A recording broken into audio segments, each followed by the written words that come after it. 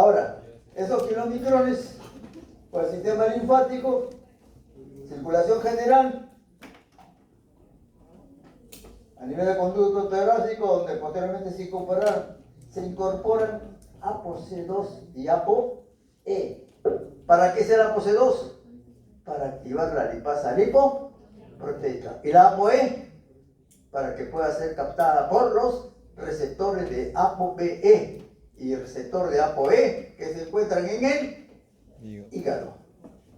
¿Entendido? Bien. Ahí terminamos. ¿Dónde se metabolizan los kilomicrones? Principalmente en el tejido adiposo. En este tejido adiposo participa, dime, hija. Una pregunta, ¿puedes repetir lo de la atrás, lo de ApoC2 y la otra, por favor? ApoE, sí. Es que en el intestino solamente entra el ApoB48, ApoC3, C4. Para su información, por si acaso, hay varios tipos de ApoC2, por si acaso. ¿Está correcto? No es parte del curso, pero a manera de cultura. ApoC2 sub 0, ApoC2 sub 1, ApoC2 sub 2, ApoC2 sub 3, etcétera, etcétera, etcétera. Y con ApoC3 y con ApoC1, se los digo a manera de cultura general. ¿Qué significa? Que cuando tenga que leer algún artículo en algún momento, ustedes sepan ya que existe varios tipos de APO. Porque le van a hablar, es que la ApoC2 sub 0, ¿y dónde existe eso? Existe. Sub 0, sub 1, sub 2, sub 3. ¿Está correcto? Punto. Pero las apolipoproteínas más importantes para el metabolismo del kilomicrón los incorpora en el torrente circulatorio, la ApoC2 y la ApoE. ¿Estamos bien? Ahora, también hay varios tipos de ApoE. ApoE1, ApoE2, ApoE3, ApoE4, etc. y subtipos. ¿Estamos bien? Las que prevalecen en el ser humano son la ApoE3.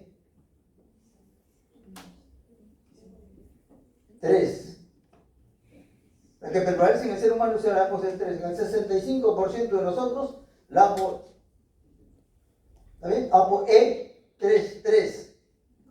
¿De acuerdo? 65%.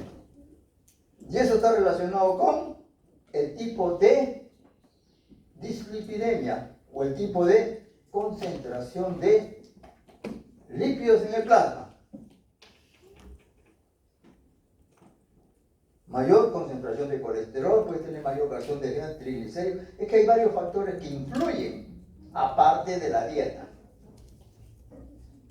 Muy bien. Ahora,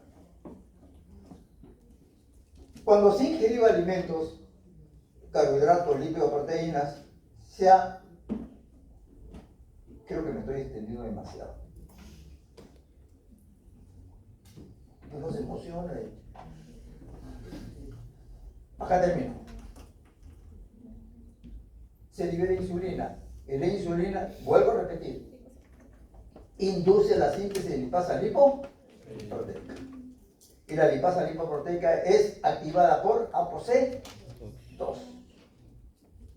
Por eso que el kilomicrón tiene que tener ApoC2 para que pueda ser hidrolizado sus triglicéridos. Y por otro lado, la insulina moviliza GLUT4 en el tejido adiposo. Eso tiene que tenerlo aquí. ¿Está correcto? Porque la entrada de glucosa al tejido adiposo es imprescindible para que se realice la síntesis de triglicéridos. Sin la entrada de glucosa no hay síntesis de triglicéridos en el tejido adiposo. Entonces los kilomicrones van a ser, los triglicéridos de kilomicrón van a ser hidrolizados por la lipasa lipoproteica, y esa lipasa lipoproteica que se está de acá, lo que va a hacer es hidrolizar los triglicéridos, los ácidos grasos penetren en el adipocito, el glicerol se va al hígado. Estamos en la fase postprandial. ¿Qué hacen el hígado y el glicerol en ese momento? Fase postprandial. Porque yo le puedo preguntar qué hace en la fase de ayuno. En la fase de ayuno, ¿qué es lo que hace el glicerol en el hígado? Gluconeogénesis. Pero estamos en la fase postprandial. Y en la fase postprandial, ¿para qué sirve el glicerol en el hígado postprandial? Se fosforila, porque el hígado tiene gliceroquinasa. En la postprandial se fosforila para sintetizar ¿qué cosa? Triglicéridos. Pero si estamos hablando de la fase de ayuno, ¿se fosforila? Sí, se fosforila. ¿Para qué? Estamos para conversar acá. Estamos para aprender. Yo les robo la juventud a ustedes y yo les doy parte de mi experiencia. Ambos ganamos. Entonces, ¿se fosforila con qué propósito? Con el propósito de formar glicerol 3-fosfato.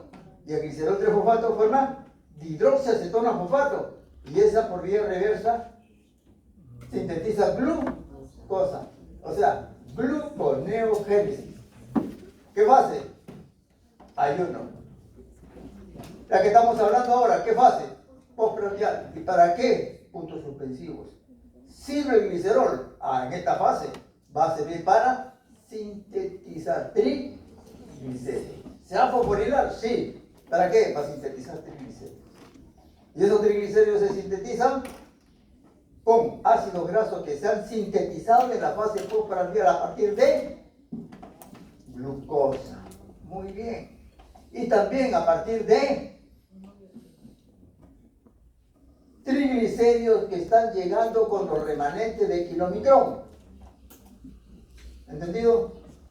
Remanente de kilomicrón, porque estos kilomicrones que están en el tejido adiposo se desprenden, dan toda la vuelta por todo el organismo, nuevamente llegan al tejido adiposo, son inmovilizados, la liposis lipoproteica hidroliza nuevamente, ácidos grasos quedan en el adiposito, el glicerol va al hígado hasta que se transforman en remanentes de kilomicrón. El remanente de kilomicrón se dirige al hígado principalmente. Y en el hígado hay receptores de ApoB. Y mediante esos receptores capta el remanente kilomicrón. Entonces la pregunta es, ¿qué cosa lleva ese kilomicrón dentro? Dentro está llevando 1, triglicéridos, 2, colesterol, 3, fosfolípidos, 4, glicolípidos, vitaminas, etc. Esos triglicéridos están llegando al hígado. ¿Y el hígado qué hace con esos triglicéridos? ¿Los puede hidrolizar? Depende. ¿En qué fase estamos? La primera pregunta es, ¿en qué fase estamos? Postprandial. Entonces esos triglicéridos, lo más probable es que lo incorporen las VLDL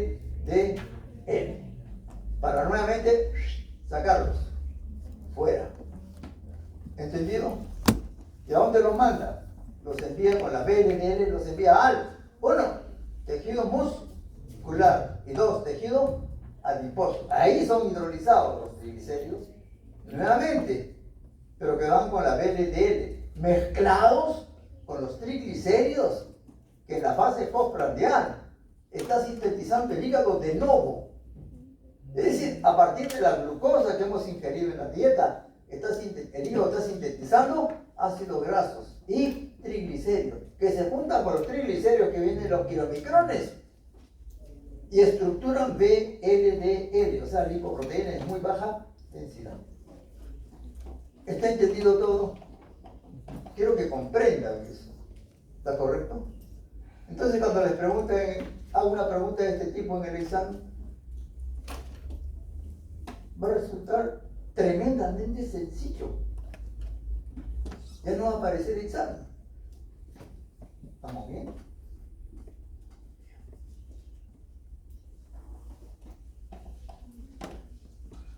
Aquí están los kilomicrones. Miren, ApoB48. ¿Tiene el receptor el ApoB48? No tiene. ApoC1, ApoE. ¿Que sirve para qué? Para ser captada por receptores de ApoB y receptores de ApoB. Punto. Glicerol, que llega al hígado. ¿Fase qué? Postprandial. Ese llega para sintetizar triglicéridos. Ahora, ustedes me van a decir, pero parte de esos glicerol 3-fosfato, base de ese glicerol se puede formar glicerol 3-fosfato, luego dihidroxoacetona-fosfato y luego seguir la glicolisis. Claro que puede seguir así. Sigue la glicolisis. O sea, el glicerol 3-fosfato puede seguir dos vías. Uno, va a servir para sintetizar triglicéridos. Y segundo, para hacer la glicolisis. ¿Entendido? Por eso es necesario lipoproteínas, ya sabemos que son las lipoproteínas, la VLDL. Estas lipoproteínas se forman principalmente en el hígado y la VLDL se forma en el hígado en respuesta a la síntesis de triglicéridos que va ocurriendo en el hígado. Porque el hígado no puede almacenar triglicéridos, solamente en casos patológicos que se han incrementado durante estas últimas décadas como consecuencia de estilos de vida. Ahora, mucha gaseosa, mucho helados, mucha torta, muchos alimentos procesados, endulzados, con fructosa, generalmente, que es más dulce que la sacarosa, más dulce que la glucosa y más barato. Y no cristaliza, más fácil de manipular. ¿De acuerdo? Eso ha elevado mucho en el mundo. Hígado graso no alcohólico, por si acaso. Y eso tiene que estar vinculado con otras patologías. Cirrosis, cáncer, etc. La VLDL se transforma en remanente VLL y posteriormente en IDL. La IDL puede ser captada por los receptores de ApoB a nivel hepático o ser convertidos en LDL. Durante este proceso la VLL pierde apolipoproteínas. Todos estos procesos en los cuales las lipoproteínas son degradadas, como ocurre con los kilomicrones, el tamaño de los kilomicrones se van disminuyendo porque van perdiendo triglicéridos. En consecuencia, las apolipoproteínas también se pierden y son aprovechadas por otras lipoproteínas.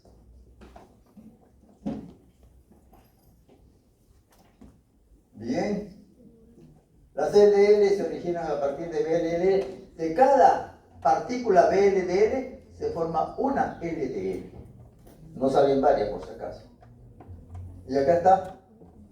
El hígado se estructura la VLDL generalmente con triglicéridos, principalmente fosfolípidos, colesterol, etc., que se sintetiza en el hígado, se forma esta VLDL, llegan al tejido adiposo y muscular, y con la lipasa lipoproteica libera ácidos grasos no esterificados y glicerol que regresa al hígado.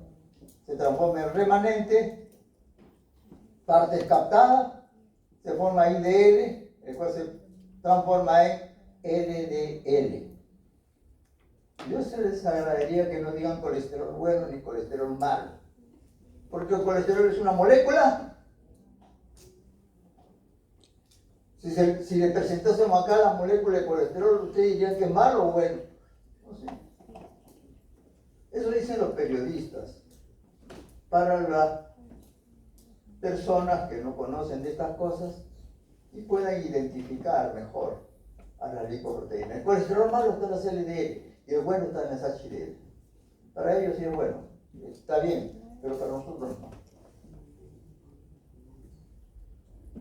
Esas LDL son las que llevan alto contenido, tienen alto contenido de colesterol. La estructura de LDL, transportador principal de colesterol. Este es un dibujo que apareció en la década del 60 y tanto, tiene más de 50 años.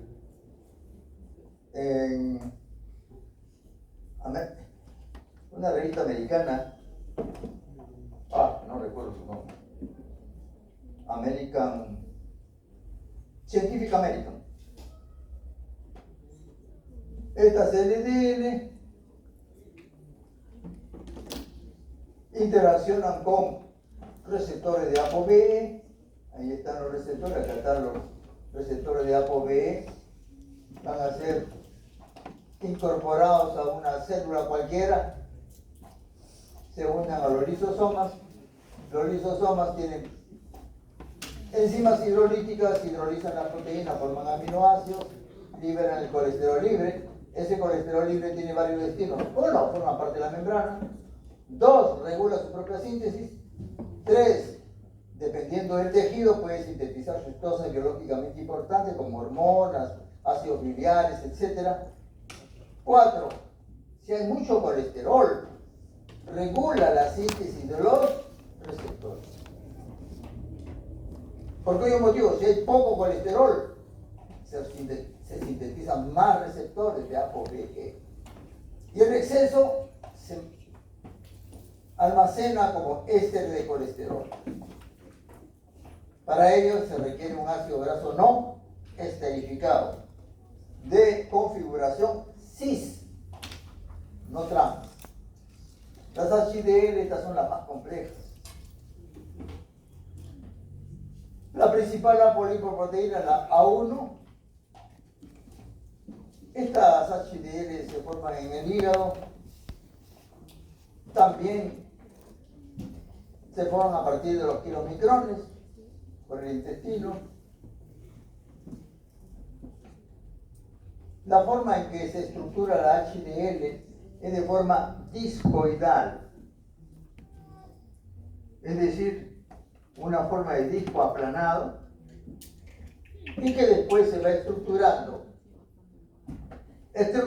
porque va recogiendo colesterol libre de los tejidos, en pocas palabras, y ese colesterol libre lo va a esterificar con un ácido graso de los fosfolípidos. Por eso cuando se sintetizan fosfolípidos en carbono 2 siempre se sintetizan los fosfolípidos, especialmente las lecitinas, con un ácido graso no saturado, de configuración cis. Por eso la insistencia de no ingerir alimentos tratados con aceites recalentados, porque los aceites recalentados, los ácidos grasos poliinsaturados ya no tienen configuración cis, sino configuración trans. Es decir, se comporta como si fuese un ácido graso saturado. Y ese ácido graso saturado, uno, ya no sirve para esterificar colesterol. Dos, en las HDL, ya no sirve para guardar colesterol en las células. Ya no sirve para nada. Y está íntimamente relacionado con enfermedades cardiovasculares. Nadie los utiliza.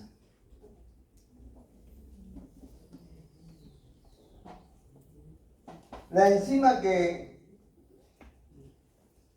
participa en este proceso es la lecitina colesterol transferasa. Ya sabemos que es la que transfiere el grupo ácido fosfolípido de la posición 2 al colesterol. De esa manera, el núcleo del HDL se va a incrementar paulatinamente con éster de colesterol y triglicéridos, que son compuestos eminentemente hidrofóbicos.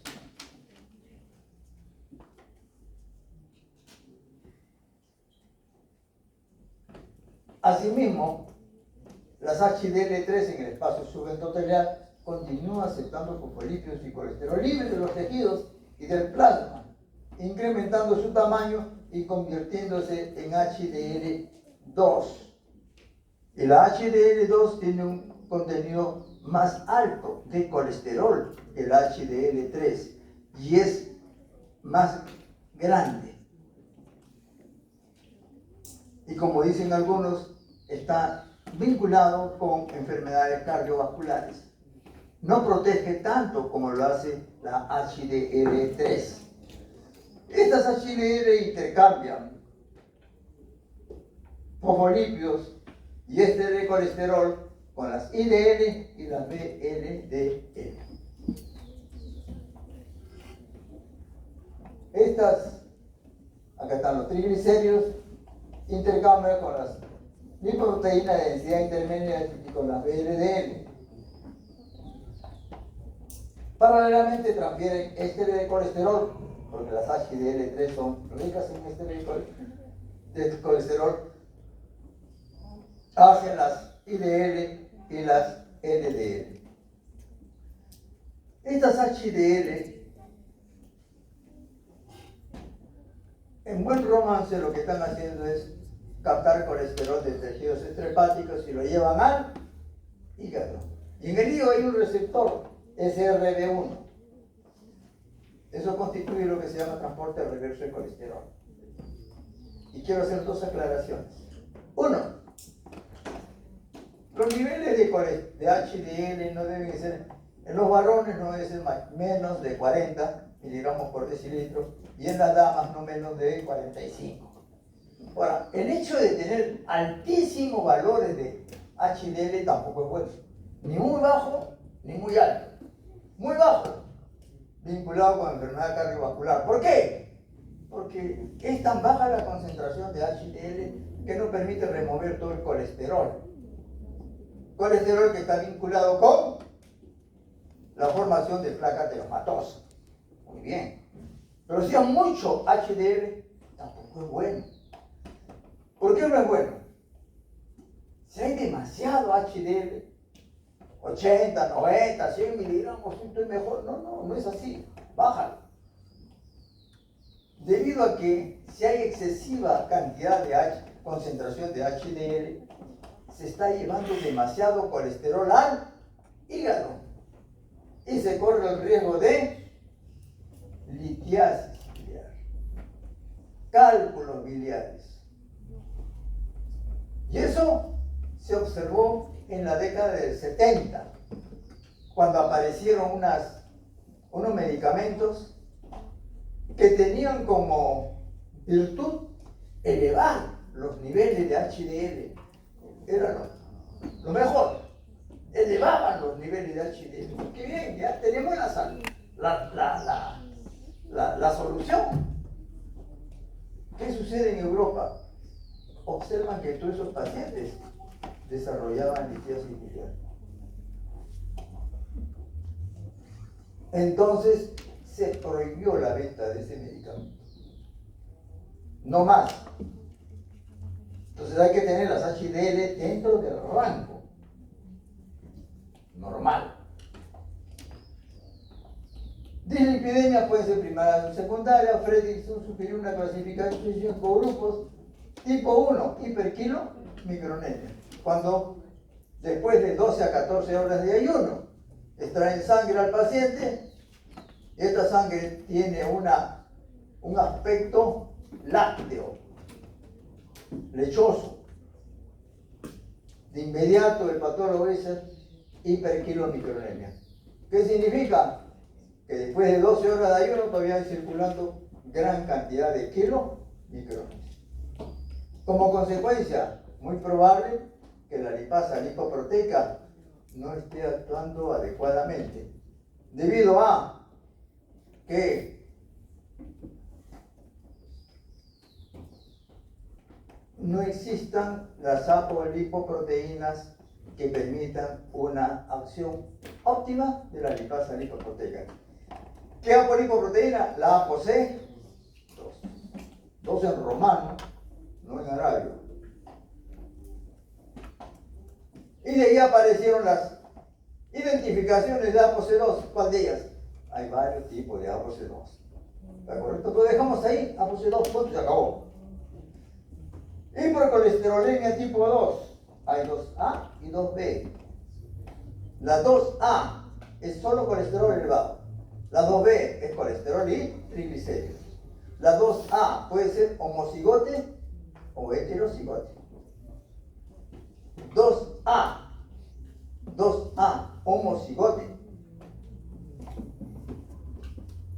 es aquella persona que no sintetiza receptores de ApoB.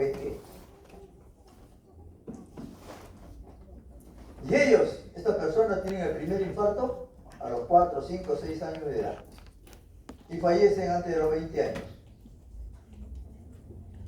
Hay uno que falleció a los 22 años. ¿Estamos bien? Bien. Y la APO y la dislipidemia tipo 2 o la hipercolesterolemia tipo 2A heterocigote. La heterocigote, los pacientes sintetizan 50% de receptores de ApoB. Y estas personas generalmente tienen si no se cuidan, tienen un nivel de colesterol de 400, 500, 600 miligramos por decilitro. Naturalmente que es muy alto. ¿Por cuyo motivo? A estas personas, para toda su vida, uno, un inhibidor de la síntesis de colesterol. Dos, dieta, frutas, verduras, antioxidantes, pescado y nada de alimentos procesados.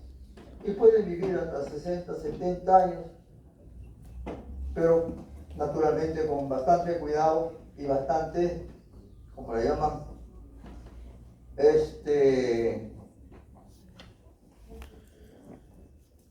¿cómo le llaman?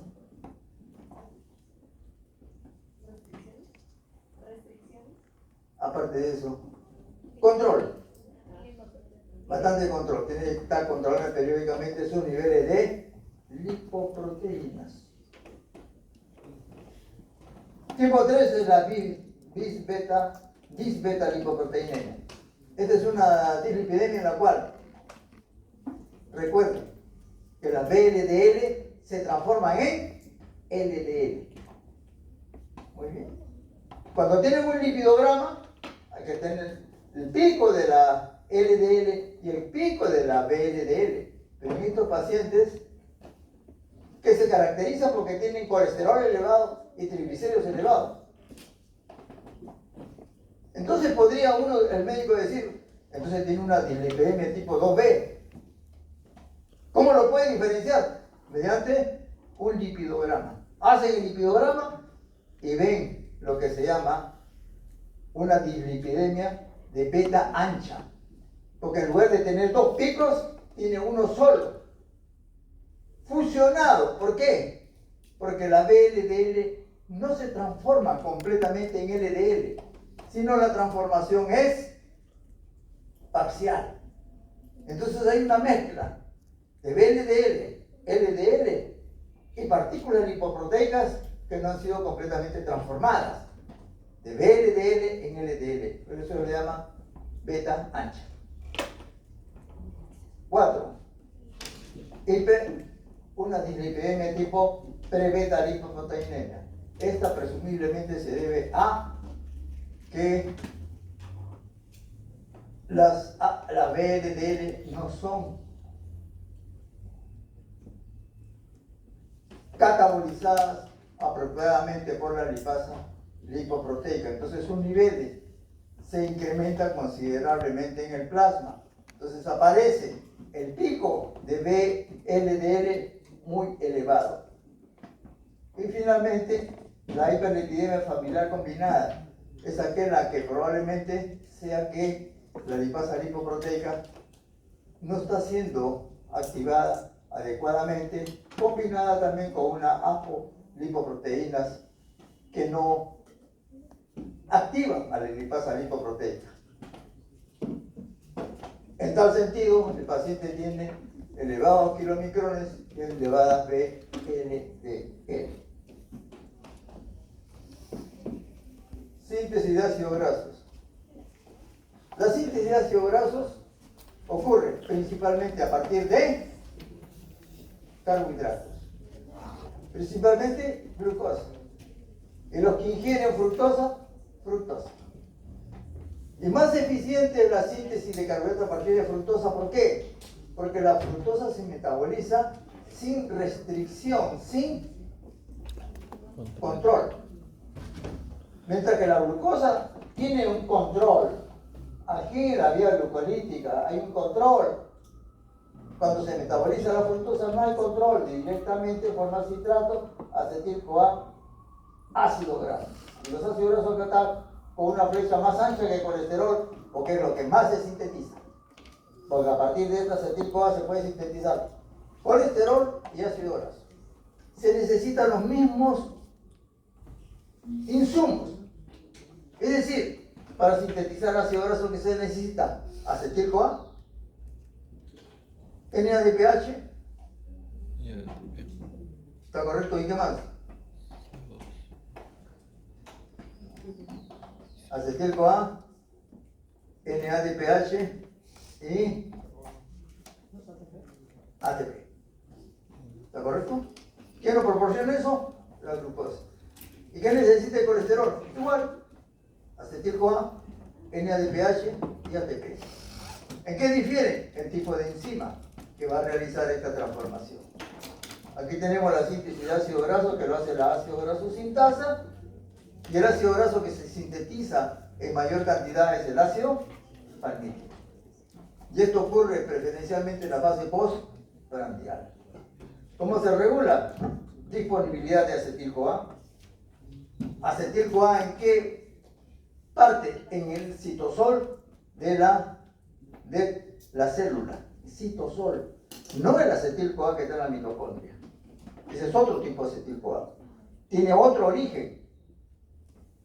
El origen es ayuno. En cambio, el acetil-CoA del citosol es fase postprandial. También depende de la actividad de acetil-CoA carboxilasa, que es la enzima clave. Esta enzima existe cuando se fosforila. En el ayuno está inactiva. En la fase postprandial se desfosforila y se torna activa. A corto plazo, modificación alostérica, ya sabemos lo que es alostería, por citrato. El citrato en la porción soluble de la célula. Y se inhibe alostéricamente por acil-CoA, es decir, el ácido graso activo que se ha sintetizado, que tiene 16 o 18 átomos de carbono. También se regula por modificación covalente, inhibida por fosforilación y activada por defosforilación. Estas son reacciones de alargamiento y desaturación, gobernada por insulina, la enzima clave delta 6 desaturasa. ¿En qué condiciones? Fase postprandial. ¿Está correcto?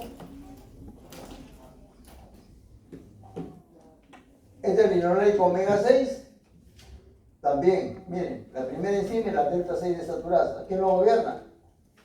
La insulina. Acá se forma ácido araquidónico, como un compuesto que deriva del linoleico. Con mayor intensidad, fase postprandial, mayor intensidad. Y acá el linolénico se sintetizan dos ácidos grasos muy importantes. Eicosa pentenoico, EPA, y docosa hexanoico, DHA. Esos ácidos grasos participan en una diversidad de reacciones, en la estructuración de las HDL, en la esterificación del colesterol, la síntesis de fosfolípidos, glicolípidos, cerebrósidos, gangliósidos, etc. Por eso es que es importante DHA y EPA, porque va a permitir la síntesis de esos lípidos complejos que son extremadamente importantes para células tales como las células nerviosas, por ejemplo, o procesos que impliquen estructuración de membranas, tanto o de cualquier orden. Acá tenemos los factores de transcripción. Un factor de transcripción es una proteína que va a indicar al ADN qué genes se van a expresar. El ADN es una molécula inmensamente grande, pero ¿quién indica al ADN qué es lo que debe hacer en un determinado momento? El ADN solamente es la cadena, pero quien va a realizar la copia del gen que es la RNA polimerasa. Y la RNA polimerasa se va a tornar activa. ¿Cualquiera? No, no cualquier RNA polimerasa. ¿En cualquier lugar? Tampoco en cualquier lugar. Los factores de transcripción tienen lugares específicos de unión al ADN. No se unen en cualquier sitio. Al unirse en estos lugares, van a indicar a la RNA polimerasa, cópiame ese gen.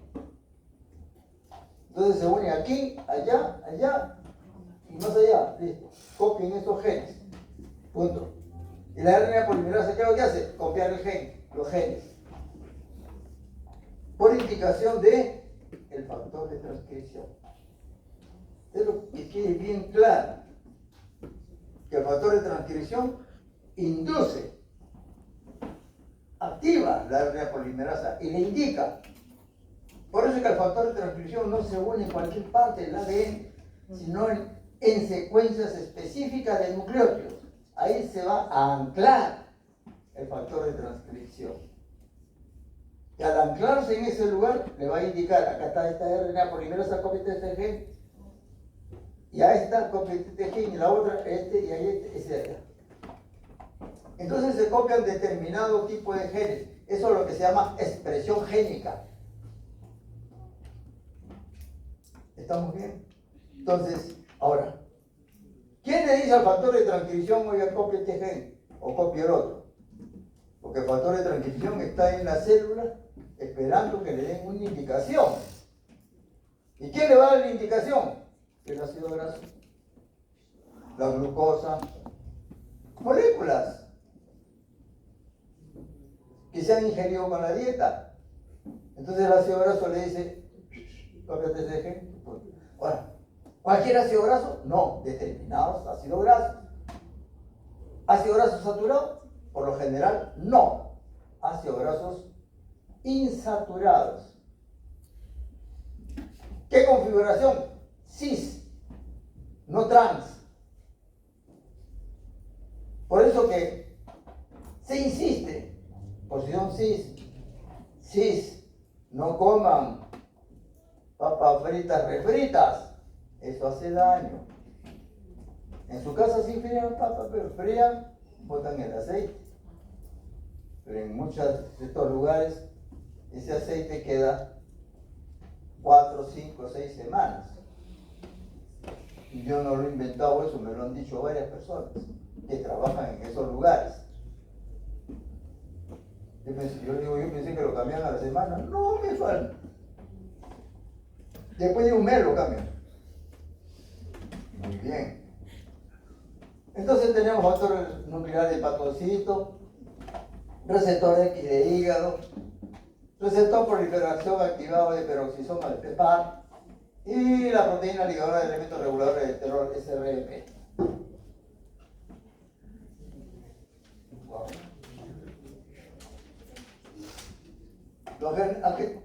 Bueno, esto no merece mayor explicación. Los genes objetivos de PEPAR, que comprenden proteína transportadora de ácido graso a través de membrana, proteína ligadora de ácidos grasos. Esta proteína de ácido ligadora de ácido graso, miren, quiero hacer una aclaración. Esta proteína transportadora de ácido graso a través de membrana es una cosa distinta a proteína ligadora de ácido graso. Esta segunda proteína ligadora de ácido graso está referida a proteínas que existen dentro de la célula, en la porción soluble de la célula, en el citosol de la célula. ¿Qué es lo que hacen? Estas proteínas se ligan a los ácidos grasos y los conducen a los lugares en los que se necesita ese ácido graso. ¿Para qué? Para sintetizar un triglicérido, para esterificar un colesterol, para sintetizar un fosfolípido, para sintetizar un glicolípido, un cerebrócido, etc. Esas proteínas se llaman ligadoras de ácido graso. ¿Está bien? Este PEPAR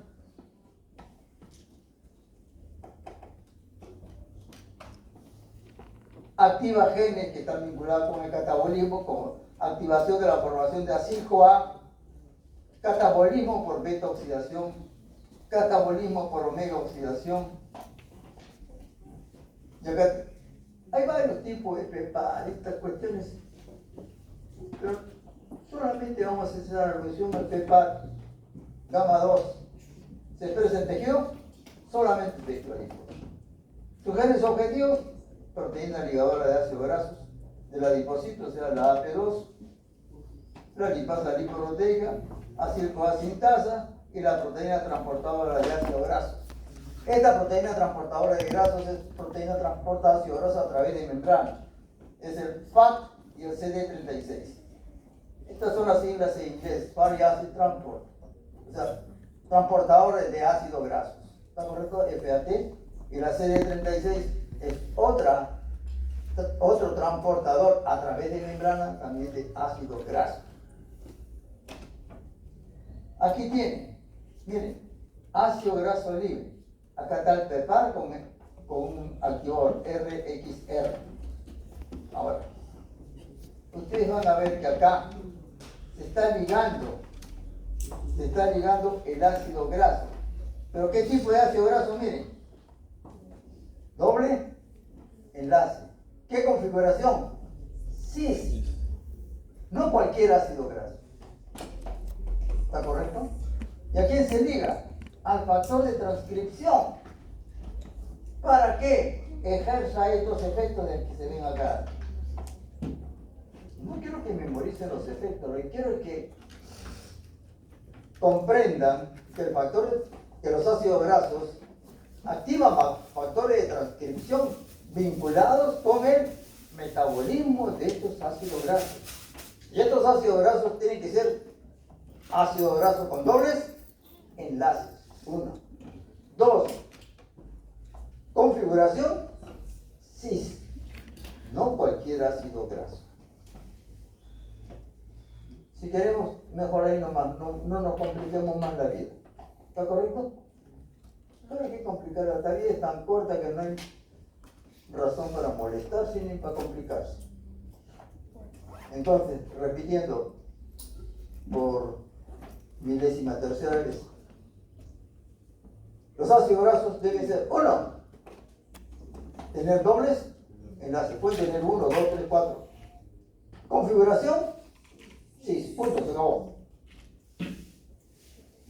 Porque de esa manera pueden ser identificados, pueden actuar, pueden ligarse, pueden unirse, pueden activar un factor de transcripción. Porque si tienen configuración trans, caput, no producen el efecto deseado. El factor de transcripción LXR regula ¿qué? La expresión de genes vinculados con el metabolismo de lipoproteínas. Regula la expresión de, por ejemplo, ApoE, lipasa lipoproteica, proteína transferidora de éster de colesterol entre lipoproteínas, proteína transferidora de fosfolípidos entre lipoproteínas.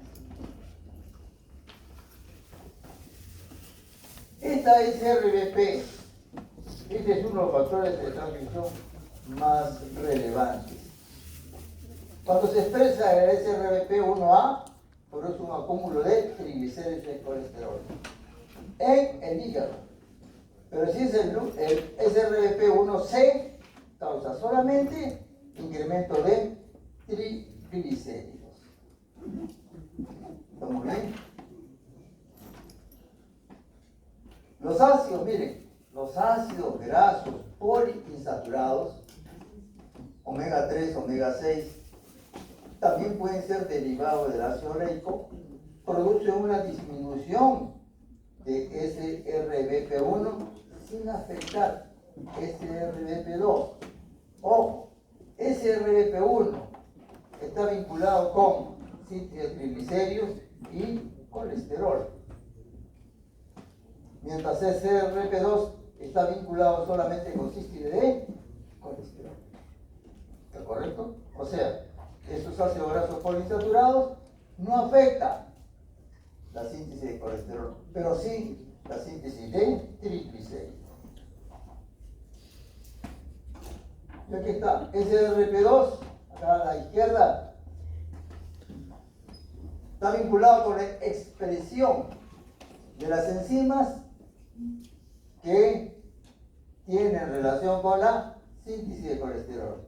Y ese RP1 se, por ejemplo, con la síntesis de triglicéridos.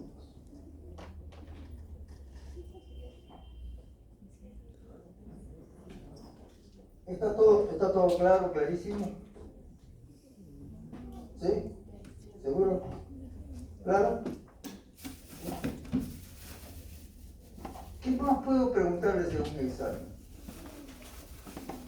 Esto lo hemos visto ya varias veces.